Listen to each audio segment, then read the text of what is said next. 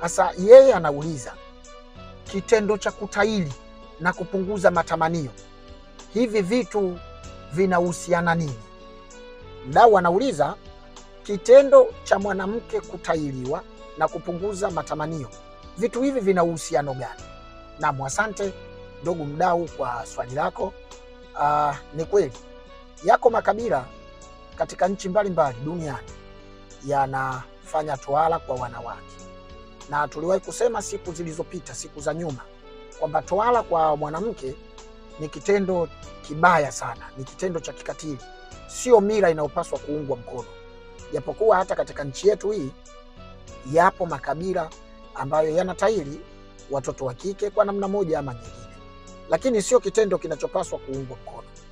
Ni kweli wao waliwatahiri watoto wakimaanisha moja ya sababu zao ni kuwapunguzia matamanio.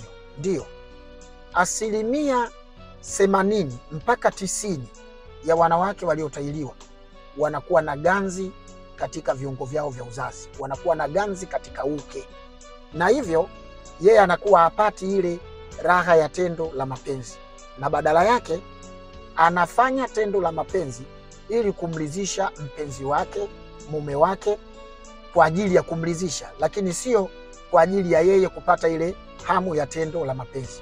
Kitendo cha kutahiri, kitendo cha kukata sehemu ya uke kinapelekea kutengeneza ganzi, ganzi ambayo mwanamke anakuwa nayo katika umri wake wote. Hii ganzi ambayo ganzi hii inamfanya hata akikutana na mumewe ama akikutana na mpenzi wake hasijihisi chochote, yani asihisi kama ameguswa, asihisi kwamba kuna kitu anachofanyiwa cha mapenzi, asihisi. Na hivyo wanafanya kwa ajili ya kuwaridhisha wapenzi wao, na hii ni asilimia kubwa sana, zaidi ya 80%, na ndio maana nikasema mpaka 90%. Yani kati ya wanawake 100 ambao wamekutana na tohara, basi pengine ni wanawake 10 tu ndio wanaweza kuepukana na hii ganzi, yani wakaikosa hii ganzi, lakini wanawake 80 mpaka wanawake 90 waliofanya tohara wanakutana na hii ganzi kwa kitendo cha kukata sehemu ya uke. Na hata zamani wao walikuwa wanataka kumpunguzia mtoto wa kike matamanio ya tendo la mapenzi kwa kumtia ganzi, kumtia ganzi ili atakapoolewa basi mume wake amkute akiwa bado na ile bikira yake anayo.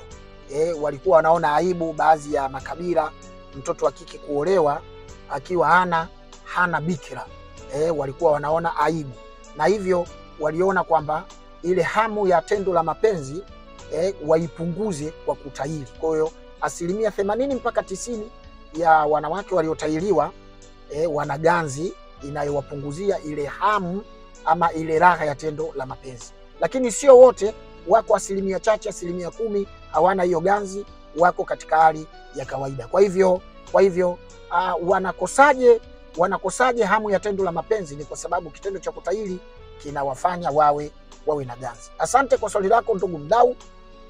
Kama una swali lolote unahitaji kutuuliza, tuandikie hapo chini kwenye comment swali lako, nasi tutaliona, tutakujibu.